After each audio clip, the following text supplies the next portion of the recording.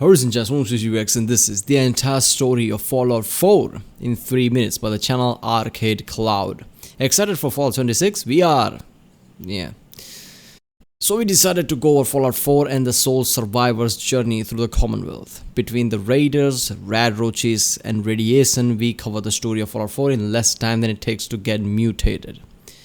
Relive these great Bethesda games as you get hyped for the new Fallout game set in Vault 76. Yeah, I remember when Fallout 76 was announced.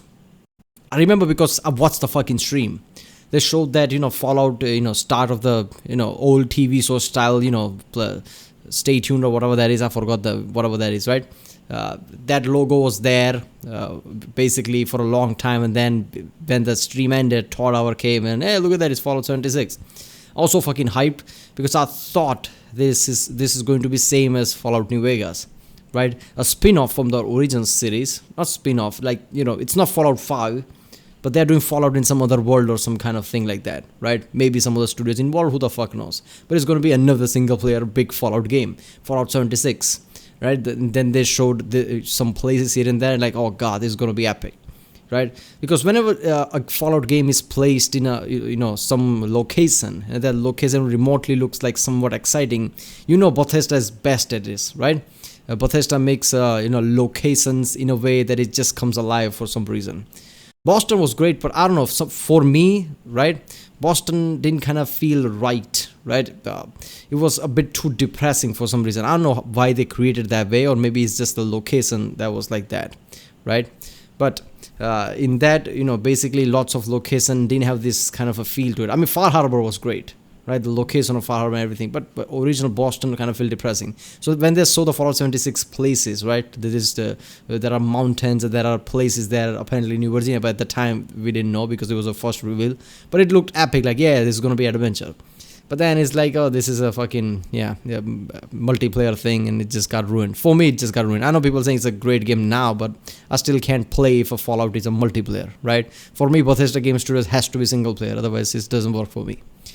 So Fallout 4. Fallout 4 was a great game overall, but it kind of steered away from the old Fallouts, lots of RPG elements, right? Even the, lots of other factions. In Fallout New Vegas, you can literally play all the factions. Same thing with, somewhat Fallout 3. But in Fallout 4, you get locked with 2 factions, I guess, right? Out of 4 or 5 factions, whatever they are, you can only play 2. And then at certain point, you're going to get locked out.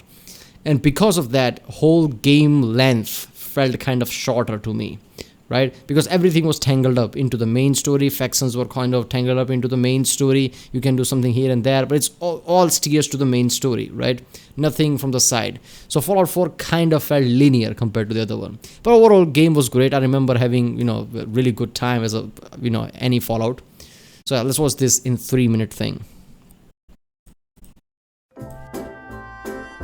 This is the story of Fallout 4 in 3 minutes. Let's begin. In the year 2077, the world looks very different. Instead of focusing on microtechnology and transistors, scientists pursue vacuum tubes, nuclear technology, and sweet 50s googie aesthetic. Cars run on nuclear reactors, and autonomous robots assist people in the home. All is well except for the impending doom of nuclear fallout. Megacorporation Vault-Tec creates numerous vaults as fallout shelters across the country intended to protect humanity in case of nuclear war. However, Vault-Tec, being a megacorporation and thus evil, actually set up most of these vaults as sinister experiments to see how humans respond to a variety of controlled environments. My personal favorite being Vault 77. The day the bombs fall, a mother and father in Sanctuary Hill, it's a stereotypical suburban neighborhood, watch their faces distorted in a mirror like some sort of horror movie. Aside from the freakish face distortion, they enjoy a seemingly normal day with their son Sean until a Vault-Tec spokesperson arrives at their door to confirm their place in Vault 111, their convenient neighborhood fallout shelter. Almost coincidentally, the news announces bombs are dropping across the country, so the lovely little family flees to the vault. Once inside, they're told to go into the cryotubes to wait for nuclear winter to pass. Yeah, this is so fucking good, right? At the start of the game, the timing is impeccable, right? Vault-Tec guy arrives, and then after that you hear news and everybody runs away.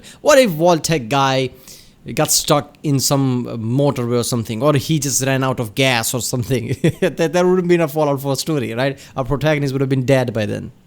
Night later, the wife awakens only to watch helplessly as her husband is killed and her child is kidnapped. She, the sole survivor, falls back into cryostasis. Eventually, she snaps out of cryosleep to find everyone else in the vault died due to technical failure. Alone, she sets out to track down her husband's killer. The sole survivor finds Codsworth, the family's old robotic assistant, who informs her she's been gone for over 200 years. The ruins of what was once New England are now known as the Commonwealth. After coming to terms with being asleep for 2 centuries, she sets off for Concord in search of more survivors. She saves everyone's favorite good boy Dogmeat, as well as Preston Garvey, the last of the Minutemen. The sole survivor sets off for Diamond City, a town formed out of the ruins of Fenway Park. She learns of the Institute, a secret organization that creates synths, synthetic robots virtually identical to humans. The Institute is said to be replacing humans throughout the Commonwealth. They seek out Detective Nick Valentine, who is apparently one of the first models of synth. Yeah, he could have made this not in 3 minutes and 5 minutes, but I guess it's his thing, right? 3-minute series. Why not? But yeah, but this Institute thing was so good because it was mentioned in Fallout 3, right? We did do an entire side quest for the Institute, about a rogue synth or whatever. So I like how they just basically they plan things in the future. If you look at any Fallout, right, there's always a prediction for the next Fallout for some reason. It's just great. Since created, Nick agrees to help the sole survivor find her son. They track down Conrad Kellogg, the man who kidnapped Sean. They kill Kellogg and steal his cybernetic implant. They use the implant to search through his memories, revealing Sean is at the Institute. Several factions reveal themselves: the Brotherhood of Steel, the anti-synth organization focused on recovering old world tech, and the Railroad, a pro-synth organization dedicated to giving rescued synths new lives. The sole survivor seeks out an ex-Institute scientist turned super mutant who guides her into the Institute. She works with the Railroad to decode the teleportation code with one of the factions to build a teleporter. After some science fiction bullshit, they arrive at the Institute where they meet Sean, who's now 60 years old and goes by Father. He explains that the Institute kidnapped him years ago for his pre-war DNA. Sean is pleased his mother found him now because he's dying of cancer. That'll spoil a reunion. And wants her to take over for him as leader of the Institute when he dies. At this point, the sole survivor can take one of several paths. Path 1. She agrees to work with the Minutemen. They create and protect an ungodly amount of settlements across the Commonwealth until re-establishing their base at Fort Independence. The Institute instigates... This is why, see, lots of people hate the whole Minutemen thing, right? And I understand that it's that old Fallout mentality, like we are like a lone wanderer type of thing, right? Like how we are in Fallout 3, then Korea, Fallout New Vegas.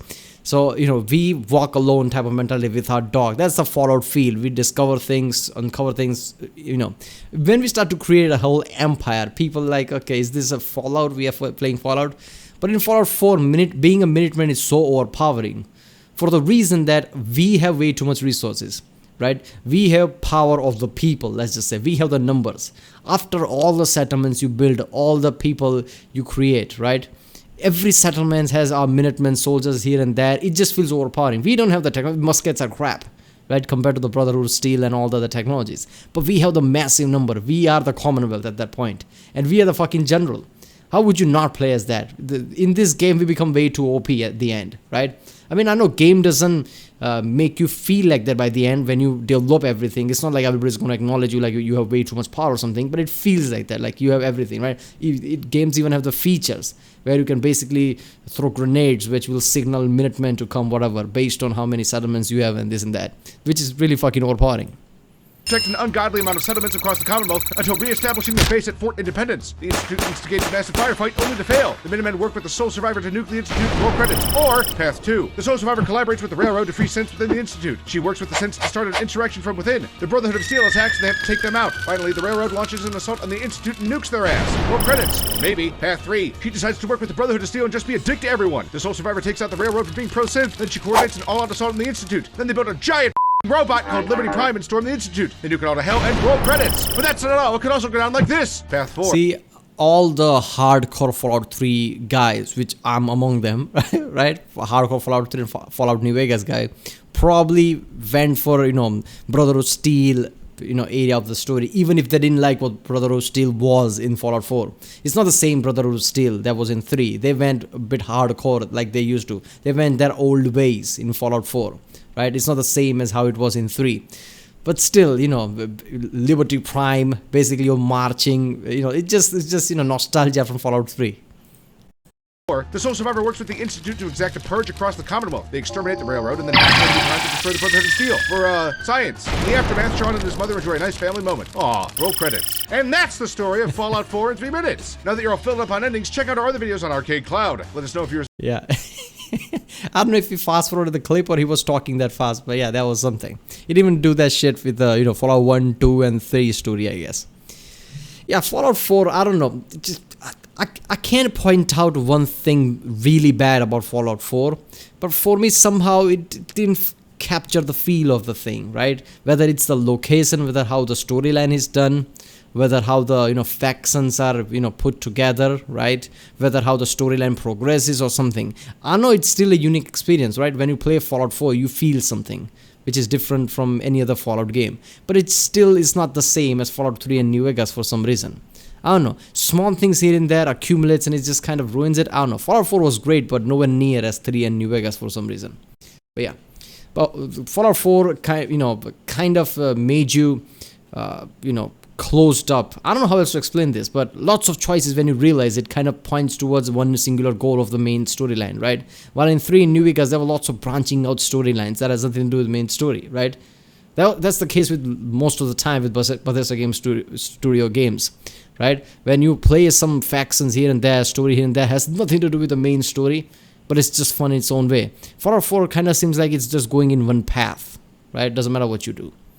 And when whatever has nothing to do with the main story is just like a pit stop type of thing. You come there, some small story, and just move on. Yeah. Alright, well, that was the entire story of Fallout 4 in 3 minutes by the channel Arcade Cloud. If you like my reaction, don't forget to like and subscribe. Comment down if you want me to react to a specific video. And yeah, I'll see you next time.